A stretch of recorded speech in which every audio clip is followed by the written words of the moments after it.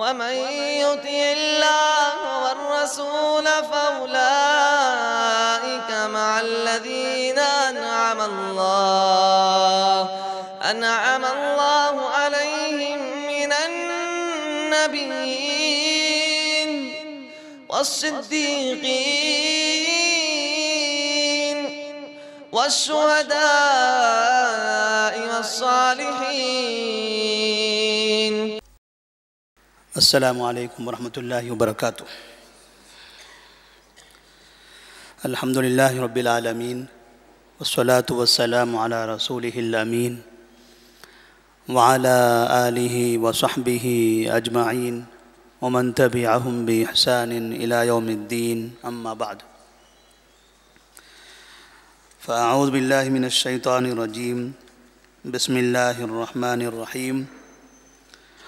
هو الذي بعث في الأميين رسولا منهم يتلو عليهم آياته ويزكيهم ويعلمهم الكتاب والحكمة وإن كانوا من قبل لفي ضلال مبين. سیرت النبی کے سلسلے میں آج کے درس کا عنوان ہوگا کہ اللہ تبارک و تعالیٰ نے آخری نبوت اور آخری رسالت کے لیے جزیرہ عرب کا اختیار کیوں کیا. جزیرہ عرب میں ہی اللہ تبارک و تعالیٰ نے نبی کریم صلی اللہ علیہ وسلم کو مبعوث کیوں فرمایا. اللہ تبارک و تعالیٰ ساری کائنات کا خالق ہے، وہ ہر چیز پر قادر ہے. وہ بہتر جانتا ہے کہ دنیا میں کون سے انسان کو کس جگہ پر پیدا کرنا ہے. دنیا میں بے انتہا انسان ہیں، کون کہاں پیدا ہو رہا ہے یہ سب اللہ بہتر جانتا ہے. اور کوئی بھی اللہ کے مقدر کردہ جگہ کے علاوہ کسی نئی جگہ پر پیدا نہیں ہوتا اور نہ اس کی موت ہوگی.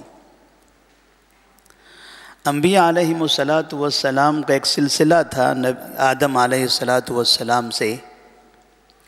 ہر نبی کو کہاں کہاں بھیجنا تھا وہ اللہ کے اختیار میں تھا. اللہ آخری نبی محمد مصطفیٰ صلی اللہ علیہ وسلم کو جزیرہ عرب کے علاوہ کسی اور جگہ بھی پیدا کرتا تو بھی اللہ انہیں کامیاب کرتا، کیونکہ وہ آخری نبی ہیں، خاتم النبیین ہیں. ان کے بعد کوئی نبی آنے والا نہیں ہے اور ان کی نبوت قیامت تک باقی رہنے والی ہے. تو وہ جہاں انہیں چاہتا پیدا کرتا، جہاں انہیں چاہتا مبعوث کرتا اور وہاں سے پوری دنیا میں روشنی کو عام کر دیتا.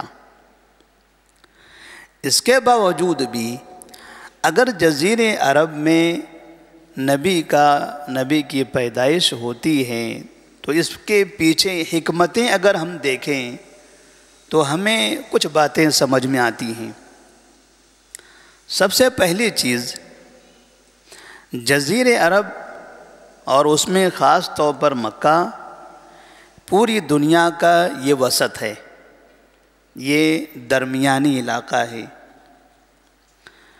سیاسی اعتبار سے یہ علاقہ کبھی بھی غیروں کے ماتحت نہیں رہا، یعنی غیر عرب نے کبھی اس پر قبضہ نہیں کیا اور نہ انہوں نے یہاں حکومتیں کی ہیں، نہ وہ یہاں پر چڑھائی کر سکے.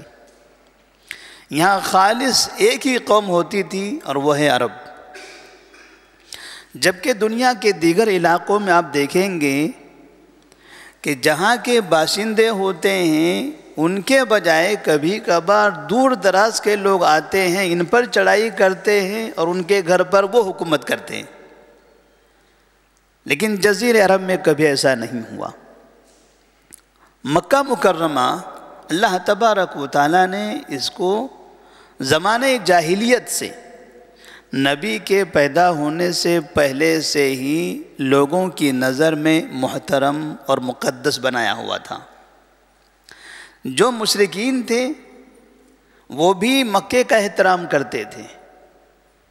اطراف میں عرب جو جاہلیت والے تھے وہ بھی اس کا احترام کرتے تھے۔ عرب ہی نہیں بلکہ غیر عرب بھی مکہ کا احترام کرتے تھے، کیونکہ مکہ میں کعبہ ہے۔ اس اعتبار سے وہ ایک محترم شہر، محترم علاقہ، اور پھر ایک ایسی جگہ جو دنیا کا درمیانی ہے، جہاں سے مشرق، مغرب اور شمال جنوب، اس کے چاروں سمت میں دنیا کی وہ طاقتیں، دنیا کی وہ حکومتیں رہا کرتی تھی کہ جہاں سے ہر طاقت سے، ہر حکومت سے ملاقات کیا جا سکتا تھا، اور اس جگہ سے اپنے دعات کو، اپنے داعی کو بھیجنا بھی آسان تھا۔ اس لیے نبی صلی اللہ علیہ وسلم نے کبھی دعات کو یمن بھیجا، کبھی ملک شام کی طرف بھیجا، کبھی مشرق کی طرف، کبھی مغرب کی طرف۔ ہر طرف یہاں سے جانا ان کے لیے آسان تھا، اور اسلام کی دعوت کے لیے سیر و سیاح کرنا، ایک جگہ سے دوسری جگہ منتقل ہونا، یہ جتنا آسان ہوگا اتنا ہی زیادہ اسلام کو پھیلانے میں آسانی ہوگی۔ اسی لیے ہم دیکھتے ہیں کہ عرب وہاں سے تجارت کے نیت سے ہندوستان آیا کرتے تھے، اور ہندوستان آ کر انہوں نے تجارت کیا، اور ساتھ میں یہاں کے لوگوں کو اسلام میں داخل کر کے چلے گئے۔ وہ غلط باتیں ہیں جو کہتے ہیں کہ ہندوستان میں صوفیوں نے اسلام پھیلایا ہے، یہ ایک ڈرامہ ہے۔ ہندوستان میں عربوں نے اسلام پھیلایا ہے، خالص عربوں نے۔ صوفیوں نے یہاں قبر پرستی، شرک، بدعت، خرافات، یعنی مسلمانوں کو شرک میں مبتلا کیا ہے، اور عربوں نے مکہ سے، عرب سے خالص اسلام دیا ہے، جس میں نہ شرک ہے، نہ بدعت ہے، نہ خرافات ہے، نہ صوفیت ہے۔ اس طرح سے نبی کریم صلی اللہ علیہ وسلم ایک ایسی قوم میں تھے جو قوم امی تھی۔ امی کہتے ہیں ایسی قوم کو جنہیں پڑھنا لکھنا نہیں آتا، جبکہ اس کے اطراف کے جو علاقے تھے، ملک شام ہے، ملک فارس ہے، ہند ہے، رومان ہے، یہ جو علاقے تھے یہاں پر تعلیم تھی، یہاں ترقی تھی، یہاں دولت کی فراوانی تھی، یہاں بادشاہتیں تھیں۔ ان ساری چیزوں کے ہوتے ہوئے یہاں دنیا بھر کی خرافات تھی۔ مکہ تعلیم سے دور، دولت سے دور، بادشاہتوں سے دور، دیگر قوموں کے اختلافات اور جنگوں سے دور، اور ساتھ ہی دنیا کے بڑے بڑے خرافات اور برے برے عقیدوں سے محفوظ۔ اللہ تبارک و تعالیٰ نے اس مکہ کو، اس جزیر عرب کو دنیا کے برے برے عقائد سے محفوظ کر لیا تھا۔ یہاں جہالت تھی، تعلیم نہ ہونے کی بنا پر جہالت تھی، اور کسی جاہل انسان کو سکھانا، سمجھانا یہ زیادہ آسان ہے بنسبت دولت مند، تعلیم یافتہ، شرپسند، فکر میں انحراف ہو، کئی طرح کی عقائد کا اس کے سینے میں انبار ہو، آپ اسے جا کر سمجھائیں، وہ الٹے آپ کو سمجھائے گا، وہ تکبر کرے گا، گھمنڈ کرے گا۔ لیکن جو جاہل ہوتا ہے، جو ان پڑھ ہوتا ہے، ہم کہتے ہیں نا یہ گاؤں کے لوگ ہیں، نادان معصوم لوگ ہیں، بڑے صاف دل کے لوگ ہوتے ہیں، انہیں جو بتا دیا جاتا ہے سن لیتے ہیں، اور یہ شہر کے لوگ ہیں، یہ ڈبل چالاک ہوتے ہیں، یہ شیر کو سوا شیر ہوتے ہیں۔ اور دیہاتوں کے بارے میں کہا جاتا ہے وہ اچھے لوگ ہوتے ہیں، کھلے دل والے، اچھے دل والے، احترام کرنے والے، بات سننے والے، وفادار ہوتے ہیں، سچے ہوتے ہیں۔ جہالت کی بنا پر مکہ اور مکے کے اطراف کا جو علاقہ تھا وہاں جہالت تھی، اور اسی جہالت کی وجہ سے عمرو بن لحی نے جب بت لایا تھا، بت کہاں سے لایا تھا؟ وہ ترقی یافتہ قوم کے پاس سے. وہ جاہلوں کی بستی نہیں ہوا کرتی تھی. ملک شام ترقی یافتہ قوم رہا کرتی تھی، پڑھے لکھے لوگ، دولت مند لوگ، بڑا بڑا بازار ہوا کرتا تھا. وہاں سے اس نے بت لایا تھا، اور یہاں کے جو جاہل تھے انہوں نے اس کو اچھا سمجھا، مان لیا. اس طرح سے ان کے درمیان شرک پھیلا. پھر نبی کریم صلی اللہ علیہ وسلم کی تربیت اس امی قوم کے درمیان میں ہوئی ہے. ہم بار بار سنتے ہیں ہمارے علماء سے، ہمارے بڑے بڑے لوگوں سے، اللہ تبارک و تعالیٰ نے نبی کو عرب میں بھیجا. عرب دنیا کی سب سے بدترین قوم تھی، دنیا کی ساری برائیاں وہاں ہوا کرتی تھیں. لوگ جب عرب کا ذکر کرتے ہیں نبی کے زمانے کا تو اس طرح کی شکل پیش کرتے ہیں جیسے آج بھی کر رہے ہیں. آج بھی بہت سے علماء اکرام دنیا میں سب سے برا کسے کہتے ہیں؟ عربوں کو. سب سے زیادہ گالیاں کنہیں دیتے ہیں؟ عربوں کو. جبکہ ان سے زیادہ خرافات غیر عربی ملکوں میں ہیں، ان سے زیادہ شر اور فساد غیر عربی ملکوں میں ہیں، لیکن دماغ میں عربی کا فتور بھرا پڑا ہے. جو دنیا کی سب سے بدترین قوم، اس قوم میں آپ سمجھتے ہیں کہ نبی کی پیدائش ہوئی؟ مطلب نبی کی پیدائش بدترین قوم کے درمیان ہوئی ہے. اگر کسی شخص کے بارے میں کہا جائے یہ فلاں انسان ہے، اس کا خاندان دنیا کا برا خاندان، یہ اس کی تعریف ہوگی یا برائی ہوگی؟ جب آدمی اپنی تعریف کرتا ہے تو کہتے ہیں میرے باپ دادا پڑھے لکھے تھے، میرا خاندان فلاں ہے، میرا نسب فلاں ہے، میں فلاں شہر کا ہوں، تو اس کی عزت ہوتی ہے. اگر یہ کہا جائے یہ آدمی پڑھا لکھا ہے مگر اس کا پورا خاندان برا، اس کا شہر برا، اس کی قوم بری، تو وہ انسان کی تعریف نہیں، وہ انسان کی برائی ہے. جب یہ کہا جائے کہ دنیا کی سب سے بدترین قوم، تو کیا اس بدترین قوم میں نبی کی پیدائش؟ جبکہ نبی صلی اللہ علیہ وسلم اپنی زبان سے کہتے ہیں کہ دنیا کی ساری قوموں میں اللہ تبارک و تعالیٰ نے سب سے اچھے دل والے عربوں کو دیکھا. کہ دنیا کی ساری قوموں میں اس دور میں جس وقت نبی کی بعثت ہو رہی تھی، جن حالات کے بارے میں لوگ اس طرح کی باتیں کرتے ہیں، اس دور کی بات ہے. نبی کہتے ہیں دنیا کی ساری قوموں میں سب سے اچھے دل والی قوم عرب تھی. پھر ان عربوں میں سب سے اچھے قریش تھے، پھر اس قریش میں سب سے اچھے بنو ہاشم تھے، پھر بنو ہاشم میں سب سے اچھا میں ہوں. اللہ تعالیٰ نے اس طرح سے میرا انتخاب کیا ہے. نبی فرماتے ہیں دنیا کی ساری قوموں میں سب سے اچھی قوم عرب. اور ہمارے مورخین، ہمارے رائٹرز، سیرت نگار، تقریریں کرنے والے کہتے ہیں دنیا کی سب سے بدترین قوم عرب. نبی کریم صلی اللہ علیہ وسلم کی شان میں ایسی گستاخی کرتے ہیں تاریخ بتاتے ہوئے. نبی کریم صلی اللہ علیہ وسلم جس جگہ پر پیدا ہوئی، جو علاقہ اللہ تبارک و تعالیٰ نے منتخب فرمایا، قوم امی تھی، ان پڑھ تھی. قوم کے لیے اب پڑھانا آسان تھا. جو نبی پیدا ہوئے 40 سال کی عمر میں ان کو نبوت عطا کی گئی. 40 سال میں ہمارے پاس پی ایچ ڈی ہو جاتی ہے. نبی نے کچھ بھی پڑھا نہیں، کچھ بھی لکھا نہیں. 40 سال کی عمر تک آپ ایک اعلیٰ خاندان میں رہنے والے، آپ نے نہ پڑھنا سیکھا نہ لکھنا سیکھا. نہ کسی نے آپ کو پڑھنا سکھایا نہ لکھنا سکھایا. جبکہ وہیں اسی گھر میں علی رضی اللہ تعالیٰ عنہ موجود ہیں، انہیں پڑھنا بھی آتا ہے، لکھنا بھی آتا ہے. ایک ہی گھر ہے ابو طالب کا گھر، جس گھر میں نبی کی پرورش ہوئی. علی چھوٹے تھے، نبی بڑے تھے. علی رضی اللہ تعالیٰ عنہ کو پڑھنا بھی آتا تھا، لکھنا بھی آتا تھا.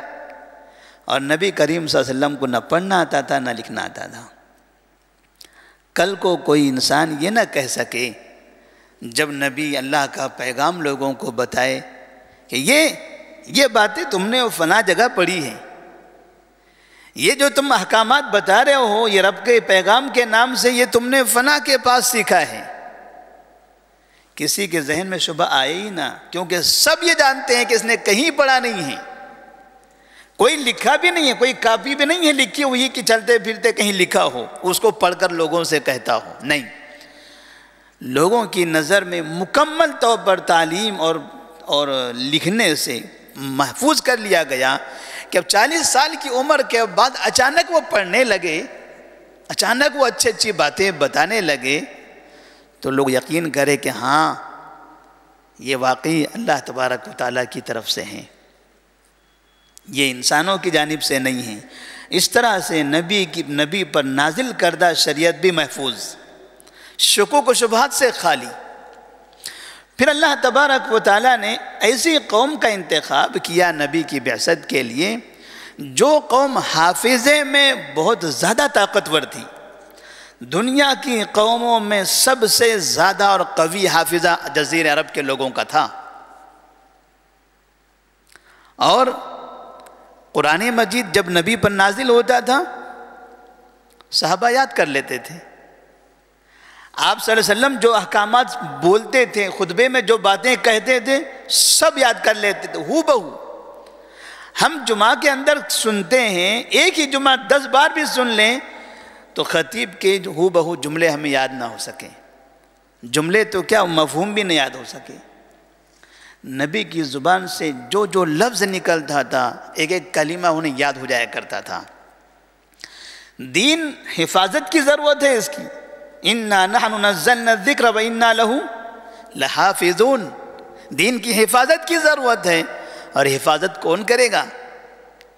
جو اچھے حافظے والے ہوں گے، کیونکہ کتابوں کا زمانہ نہیں ہے، یہ فطرت کا دور ہے، اور انسان کے لیے جب کتاب ہو قلم ہو تو کتاب اور قلم کے لیے پیسوں کی ضرورت ہوتی ہے، کتاب قلم کے لیے دکانوں کی، بازار کی، کمپنیوں کی ضرورت ہوتی ہے۔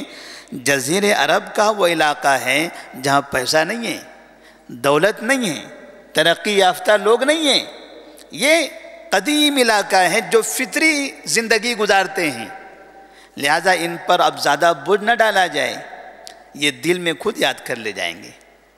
ایسی قوم تھی، اللہ تبارک و تعالیٰ نے اس قوم کے لیے، اس قوم کے درمیان نبی کو منتخب فرمایا۔ دنیا کی ایسی قوم جو عفت اور پاک دامنی میں بے مثال تھی، عرب قوم۔ لوگ عربوں کو کیا کہتے ہیں؟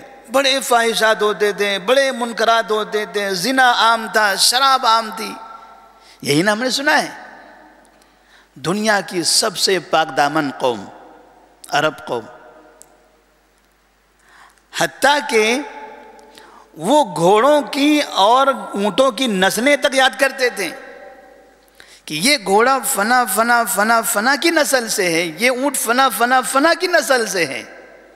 نسلوں کی حفاظت عفت اور پاک دامنی پر دلالت کرتی ہے۔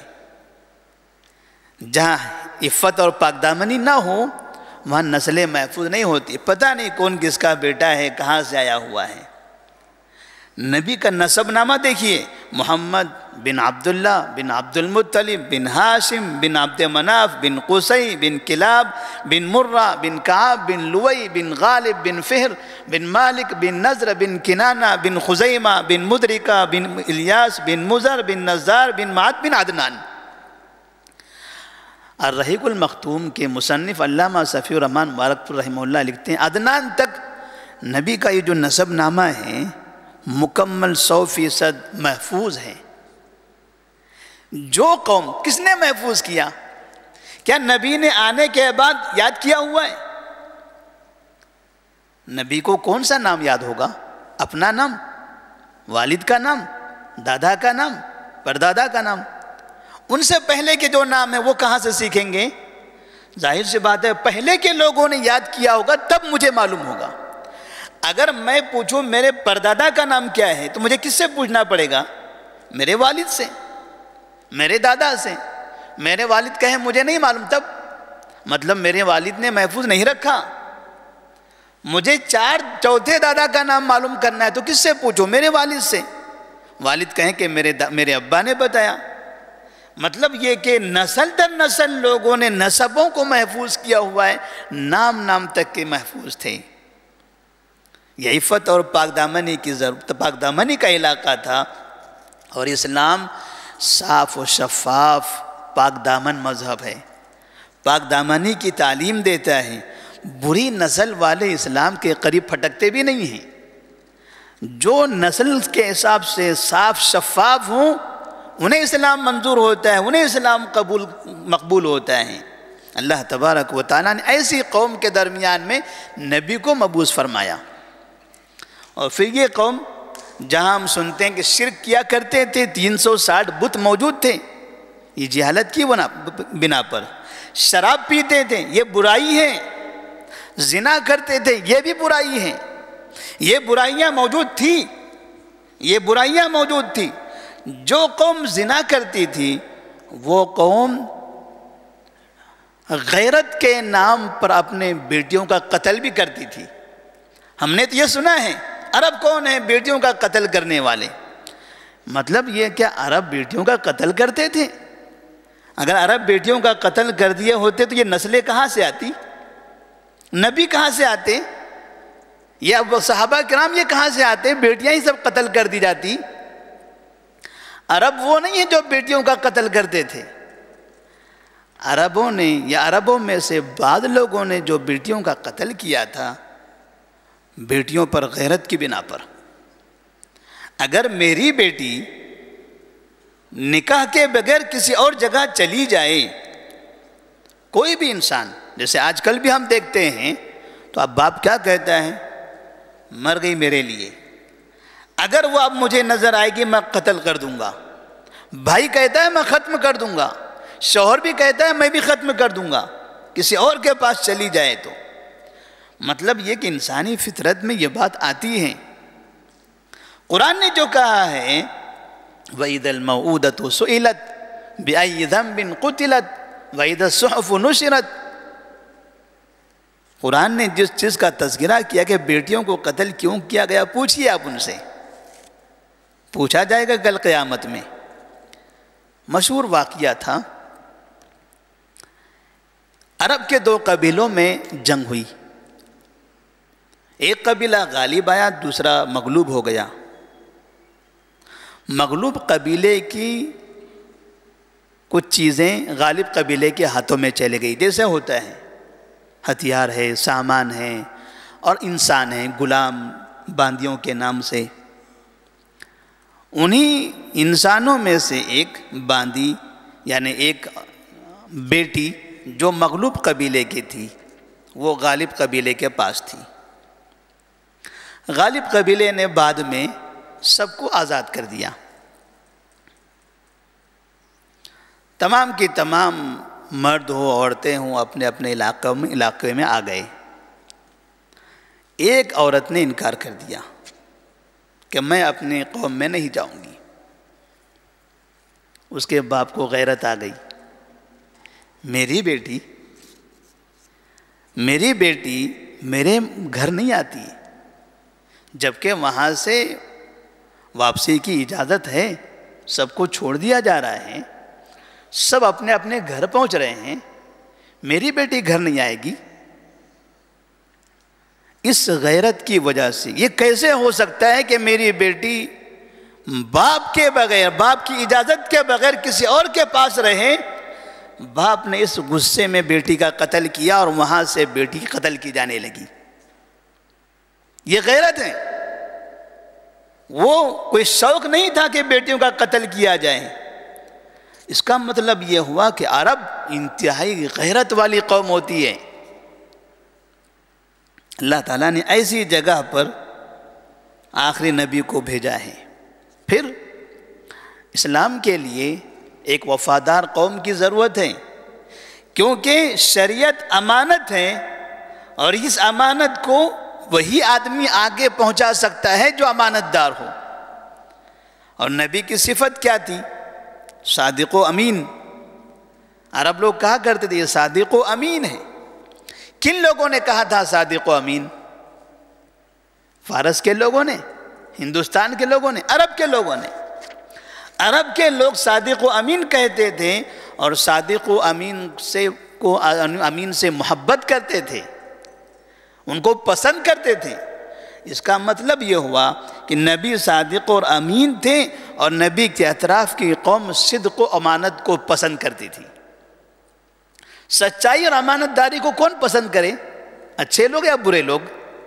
اچھے لوگ۔ جب آپ صلی اللہ علیہ وسلم صبح صبح کعبے میں داخل ہوتے ہیں، لوگوں کے درمیان بڑا اختلاف تھا کہ حجر اسود کو کون رکھے گا۔ نبی کو دیکھ کر کیا کہا لوگوں نے؟ یہ صادق و امین ہے، یہ ہمارے درمیان صحیح فیصلہ کریں گے۔ کون سی قوم ہوگی؟ اچھی قوم اچھے انسان کو دیکھ کر خوش ہوگی یا بری قوم اچھے انسان کو دیکھ کر خوش ہوگی؟ ہمارے درمیان اگر کہیں اختلاف ہو جائے اور ہم سے کہا جائے چلیے کسی عالم کے پاس جاتے ہیں، شریعت کی روشنی میں آپ کا مسئلہ حل کریں گے، کہے گا نہیں، ادھر نہیں، کورٹ میں چلتے ہیں، پولیس کے پاس چلتے ہیں، فلاں لیڈر کے پاس چلتے ہیں، فلاں پہلوان کے پاس چلتے ہیں۔ کیوں؟ کیونکہ وہاں شریعت نہیں ہے، وہاں دادا گیری سے، پیسوں کے ذریعے دھوکے دڑی سے فیصلے ہونے والے ہیں۔ تو اچھا انسان کبھی بھی وہ جگہ قبول نہ کرے، برا انسان جائے۔ اس کا مطلب یہ ہوا کہ جب نبی کو انہوں نے حکم مان لیا، فیصل مان لیا، مطلب یہ کہ قوم اچھی تھی اس لیے اچھے انسان کو انہوں نے حکم مانا ہے۔ دوسری چیز، عرب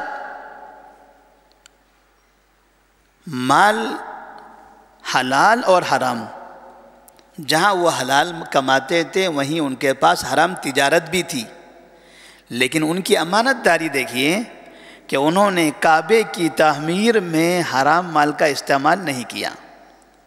یہ اس وقت کی بات نہیں ہے جب قرآن نازل ہو چکا تھا، یہ وہ زمانہ نہیں ہے جب نبی کو نبوت دی گئی تھی، یہ اس زمانے کی بات ہے جب نبی کی نبوت نہیں تھی اور قرآن بھی نہیں تھا۔ جس دور کے بارے میں کہا جاتا ہے کہ زمانہ جاہلیت والا دور، شراب کا دور، برائیوں کا دور، شرک کا دور، اس دور کی بات ہے۔ یہ کیسے ہو سکتا ہے کہ شرک کرنے والی، برائی کا ارتکاب کرنے والی کعبے کی تعمیر کرنی ہے اور ساری قوم مل کر کہے کہ جن کے پاس جو حلال پیسہ ہے وہ حلال پیسہ لائے، حرام پیسہ کعبے کی بنیاد میں، دروازے میں، دیواروں میں، چھت میں کہیں بھی نہیں لگنا چاہیے۔ قوم کی سوچ دیکھیے، فکر دیکھیے، اللہ کا گھر ہے، ہم گنہگار لوگ ہیں، ہمارے پاس حرام روزی بھی ہے، مگر رب کے گھر میں ہم حرام پیسہ داخل نہیں کریں گے۔ آج کیا وجہ ہے کہ کعبے کے اطراف میں جو حتیم کی دیوار ہمیں نظر آتی ہے، کس وجہ سے ہے؟ یہ حتیم کی دیوار یہ شاہد ہے، گواہ ہے عربوں کی امانت داری پر۔ اگر حرام پیسہ استعمال کر کے انہیں تعمیر کر لینا ہوتا تو کعبہ، وہ حتیم کا علاقہ آج خالی نہیں ہوتا، پورا کا پورا کعبہ بن چکا ہوتا۔ اور بعد میں آنے کے بعد نبی کون سے آدمی سے پوچھتے تم نے کعبے میں کون سا پیسہ ڈالا ہے؟ کعبے کی تعمیر میں تم نے کون سا پیسہ رکھا تھا؟ کن سے پوچھا جاتا؟ کون پوچھتا؟ کوئی پوچھنے والا نہیں تھا۔ جس قوم کے اندر شرک تھا، بت پرستی تھی، اس قوم میں یہ وفاداری بھی تھی، اور اسلام کو وفادار قوم کی ضرورت تھی۔ اسی طرح سے یہ قوم کے اندر شجاعت، بہادری اور کسی کام کو